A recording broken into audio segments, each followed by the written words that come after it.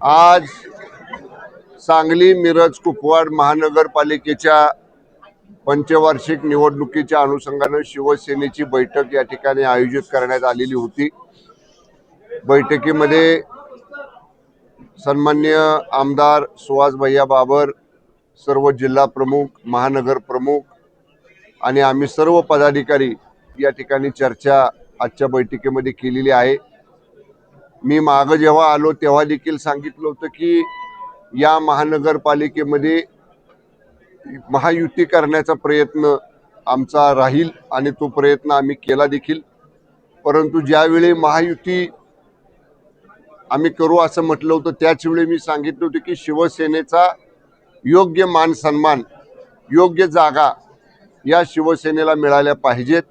परंतु तसं होताना दिसत नाही किंवा तसं झालेलं नाही आणि म्हणून शिवसेनेनं या निवडणुकीमध्ये सर्वच्या सर्व वॉर्डमध्ये जेवढ्या जागा आहेत त्या शिवसेनेच्या धनुष्यबाण चिन्हावरती लढवण्याचा निर्णय आपण घेतलेला आहे आणि त्याप्रमाणे आज काही अर्ज आम्ही भरले, उर्वरित राहिलेले अर्ज आम्ही उद्या भरतोय आणि चिन्ह वाटप झाल्यानंतर प्रचाराचा शुभारंभ करून शिवसेना पूर्ण ताकदीनं जे जे उमेदवार शिवसेनेच्या धनुष्यबाण चिन्हावरती उभे आहेत त्यांच्या प्रचारासाठी पूर्ण ताकदीनं पक्ष संघटना, पक्षाचे नेते आणि पक्षाची सर्व यंत्रणा या ठिकाणी शिवसेनेच्या उमेदवाराने विजय करण्यासाठी पूर्ण ताकदीनं आम्ही प्रयत्नशील आहोत। आमच्यावरती दबाव टाकायचा प्रश्नच नाही ना आता, कारण आता आम्ही शिवसेना म्हणून लढतोय।